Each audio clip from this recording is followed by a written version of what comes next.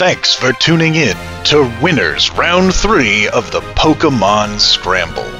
In this quarterfinal Winners round, Jen faces Grif, Flarolyn battles Raptor, Kallisti fights Pyunidae, and Bandit scraps with Heller.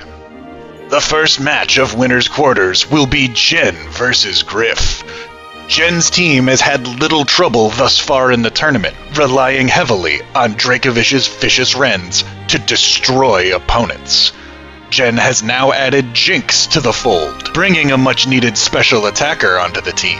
Jinx has the ever-dangerous Focused Blast, but carries a wide lens to help mitigate the accuracy problems that move is well known for, along with Lovely Kiss to add some sleep options to her team. On the other side, Grif struggled mightily in his first round, but brought things back under control in round 2. His ridiculous team hasn't changed since the last round because it's already fully evolved. But his most powerful Pokemon, Xerneas, has better backup than Jen's team in Giratina and Ursaluna. The rest of his team are no slouches either, where Jen has a significant drop-off after her top 4. Let's see if Grif's best-on-paper team can defeat Jen's best-performing individual Pokemon and the rest of her team. Grif starts off with Xerneas, and Jen for the first time starts with something other than Dracovish in Wormadam. Xerneas starts with that Geomancy and is going to boost 3 of his stats up by 2, and Wormadam immediately going to use another Geomancy is met with a Gyro Ball, and Wormadam has taken out one of Grif's best Pokemon, now swapping over to Dracovish. Dracovish eats that Headlong Rush from Ursaluna, whose stats goes down, and the burn takes hold. Giratina swapped in as Dracovish uses Dragon Rush, not the normal move we would expect, and another Dragon Rush is going to kill Giratina. Dracovish proving it's got more than one hit in its wonder. Wormadam swapped back in to resist that Ice Beam. Great choice there. Mantine gonna boost its speed with agility. Toxic Poison added from Wormadam Trash. Wormadam showing up to this battle, now using Protect to get the Toxic Poison going. This is solid strategy from Jen. Now bringing in Annihilate, which is gonna take an Ice Beam fairly well. Mantine starts to bleed down from that Toxic, another Ice Beam. We're not going to freeze yet as Annihilate bulks up. This is where Annihilate starts to get dangerous as it has that Rage Fist ability, which will deal more damage the more it's been hurt, and it brings the Rage Fist, killing Mantine, healing from its leftovers. Vileplume, the next target in Annihilate's eyes. Another bulk up as a Moonblast, super effective, but not quite enough to kill. Special attack reduction not going to matter. Jen decides better of the fight, gets back to Wormadam Trash that eats a Moonblast very well. Another Moonblast brings Wormadam down to 66%, and it tries the Stealth Rock again, not ideal. Another Moonblast, oh no! Wormadam, after being great early in the battle, is now stuck on Stealth Rock for some reason. Perhaps not sure what to do with this bulky Vileplume. Wormadam just dying here. Jen needs to get it out so that it can get some value later, but Vileplume just going to continue to Moonblast. It's burning a lot of Moonblast, but I don't think that's going to be a problem. Finally does swap out, but that means Jinx will take a Moonblast. An Ice Beam will be super effective and land a crit, so Jinx takes out the Vileplume. Ursaluna now back in. Wormadam going to be brought in to eat the Supercell Slam, except Supercell Slam misses and Ursaluna keeps going and crashes, losing a bunch of its health. Oh, not good for Grif there. Finally does defeat the Wormadam, and a Vicious Wren from Dracovish, that's the Dracovish we all know and love, kills the Ursaluna. Grif down to only Behem.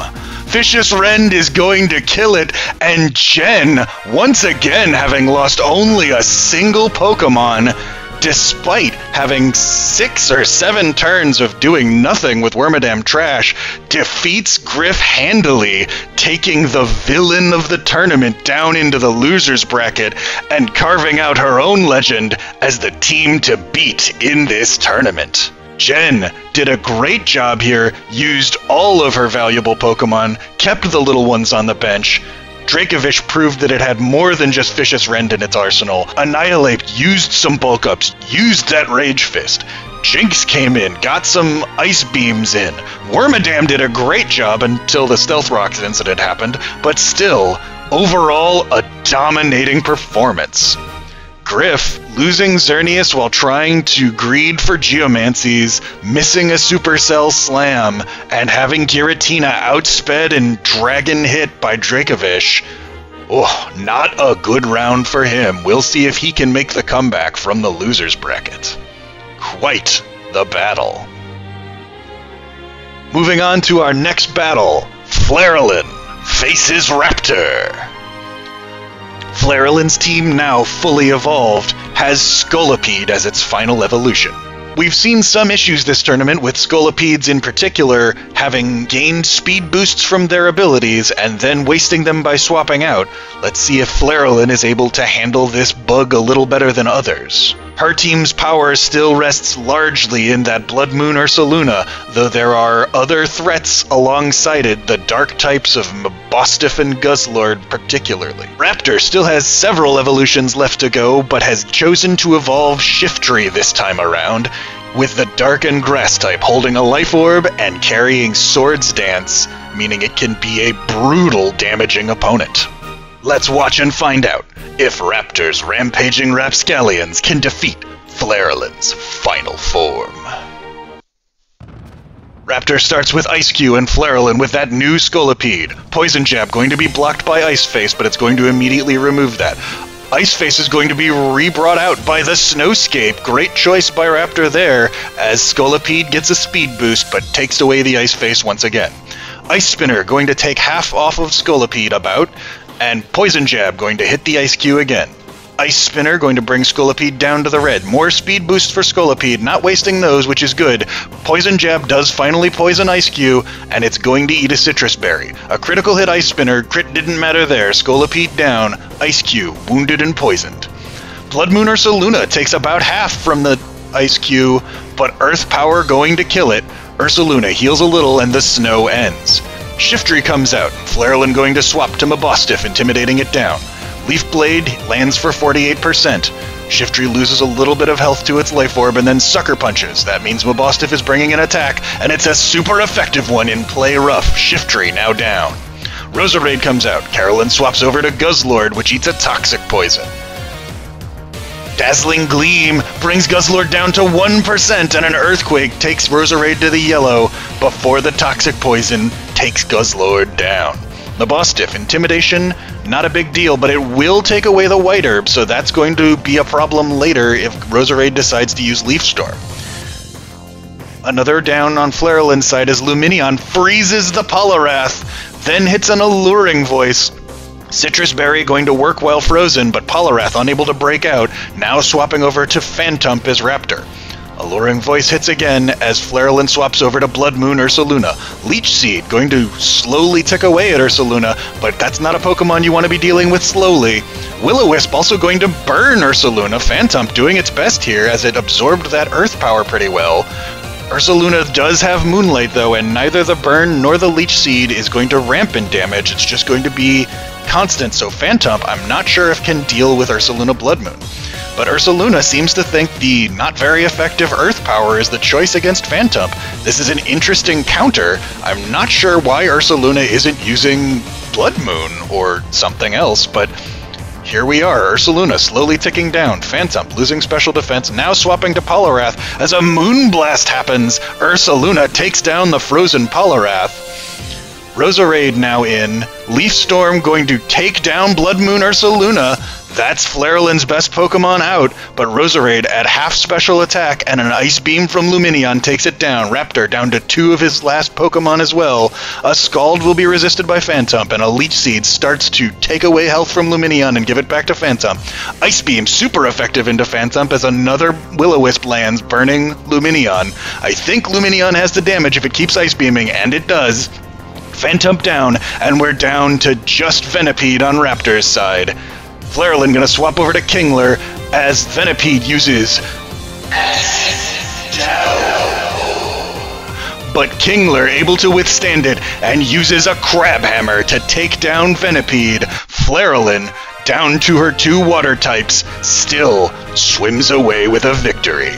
Quite a solid back and forth. I'm surprised at how effective Phantump was at tanking the Ursaluna Blood Moon. But in the end, I would say the most meaningful difference was Lumineon. Ice beams for several of the opponent's Pokemon, including a freeze on the Poliwrath. Wasn't expecting to say Lumineon would be the MVP, but here we are. Raptor going to go down to the losers bracket. Flarolyn, no evolutions left for her team, but she will move on to face a scary team in Jen. Our third battle of Winners Quarters will be Kallisti versus Pyunidae. Kallisti had a solid last outing and chose to evolve Haxorus.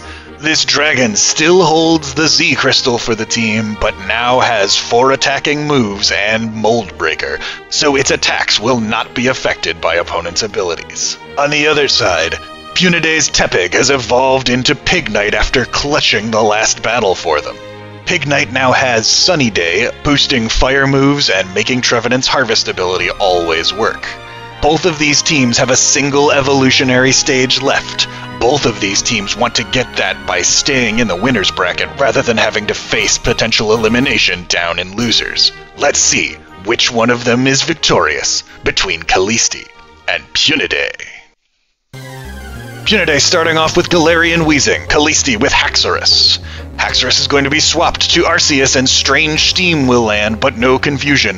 Arceus starting to bulk up. Pyunidae doesn't have the Intimidate options that Kallisti's last opponent did, but does have Toxic Poison. Hariyama going to be swapped in on Pyun's side as an Extreme Speed critically hits and kills Hariyama in one blow.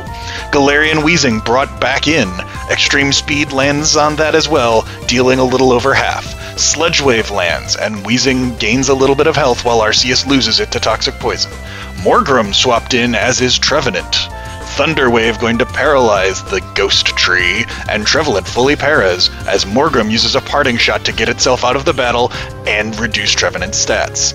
Woodhammer lands on Wigglytuff and does some recoil damage to Trevenant as well, and Kallisti swaps to Noivern, as Pyunidae swaps to Ceruledge. Kallisti goes back to Arceus, which takes an Iron Head and some toxic damage. It has about 1 move left in it before it bleeds out, and Galarian Weezing comes back onto the field. Extreme Speed lands, Galarian Weezing heals a little to leftovers, and Arceus is down. 1-1 goes the battle, but Haxorus immediately brings Kallisti's advantage back. Haxorus' Mold Breaker is back active now that Weezing is off the battlefield, and it's going to use Devastating and it's going to kill the Trevenant. Outrage lands on Pignite. That's going to lock Haxorus into Outrage for the next turn or two. That will be fine as it kills Pignite, and then it ends confusing itself. Haxorus no longer trapped in Outrage. But it's going to use Outrage again, even while confused, as Ceruledge continues to Shadow Sneak, cutting damage off of Haxorus, but not fast enough. Pyunidae down to just Scolipede.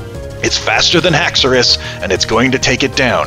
Noivern out next into Scolipede, and it has a flamethrower that's super effective, but it won't quite kill. Poison Jab does poison the Noivern. Let's see which of these two can get the kill. It's Noivern with a Draco Meteor, finishing off Scolipede and knocking Pyun down into the losers bracket. Kallisti, a solid performance, doesn't even use their Mega Evolution, and gets a win, losing only 2. Nice to see Kallisti getting Morgrem in on the action. That's something that hasn't really been brought out in previous battles, and the rest of Kallisti's team made solid contributions. There was a bit of swapping for both teams that was a bit questionable, but in the end, Hariyama dying in one hit and Trevenant getting fully paralyzed meant that multiple Pokemon on Pyunidae's team were unable to bring meaningful contributions, and Kallisti took full advantage, advancing to Winners Semifinals. In the final battle of Winners Quarters, Bandit faces off against Heller. Bandit's team has already been fully evolved for a full round, his last evolution being Victory Bell, which has already brought significant value to his team through Sunny Day and its weather-dependent moves. On the other side, Heller has reached his full evolution as well, with Galvantula. Galvantula brings a mixture of utility with moves like Sticky Web and Thunder Wave, and damage with moves like Thunder and Bug Buzz, along with its compound eyes increasing its chance to hit. It carries a Focus Sash so it won't be able to be killed in one hit. But let's see which of these fully evolved teams is able to continue their winning ways, and which is knocked down into the harsh reality of the losers bracket. Heller starts out with Legendary Ho-Oh and Bandit with Obstagoon. Obstagoon going to obstruct that Sacred Fire, but because it's not a contact move, no extra effects will happen. Knock Off going to remove Ho-Oh's Heavy Duty Boots, and a Sacred Fire will bring Obstagoon under half. Heller swaps to Galvantula as Obstagoon obstructs again. It's going to go for the double, which will block a Thunder, but still, no extra effect because no contact. Jellicent going to eat a Bug Buzz very effectively. A critical hit Thunder brings Jellicent down to the red as Jellicent uses Toxic Poison. That's going to invalidate Galvantula's Focus Sash. Bug Buzz will kill the Jellicent. Galvantula getting solid contribution already. Great evolution for Heller there. Ancient Power from Claydol. No boosts, but it is super effective. Half damage to Claydol and a burn. Another Ancient Power, still super effective, still no boosts. Sacred Fire gonna finish off Claydol with a critical hit. Crit didn't matter. Obstagoon comes back in to face Ho. Ho gonna get some regeneration as Knockoff hits Tatsugiri and removes its eject pack, and a critical Knockoff is going to kill the Sushi. Miss Magius comes in and a Dazzling Gleam will kill Obstagoon, bringing Bandit down to 3 Pokemon. Heller swaps back to Ho-Oh as Knockoff hits from Leafeon. Body Slam from Leafeon not going to paralyze, and Sacred Fire, super effective, going to destroy the Grass Evolution. Klefki going to use Switcheroo to give a Toxic Orb to Ho-Oh, but gets nothing back because Knockoff already happened, and Sacred Fire kills. Another Sacred Fire is going to finish off Victory Bell, and Heller, with a dominating performance, moves to Winners Semifinals. Bandit having 3 Pokemon that were weak to fire left at the end of that match made things very awkward, with Galvantula taking out his most resistant to fire Pokemon in Jellicent, and Claydol failing to get any boosts off the Ancient Power. Bandit was just overwhelmed by Ho-Oh. Bandit didn't have an answer, and he will go down into the losers bracket. So your victors today, advancing to Winners Semifinals: Jen, Flarolyn, Kallisti, and Heller.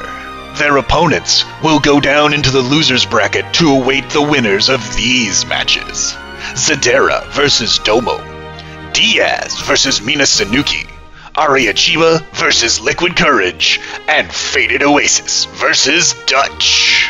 Those battles happen next time on the Pokémon Scramble.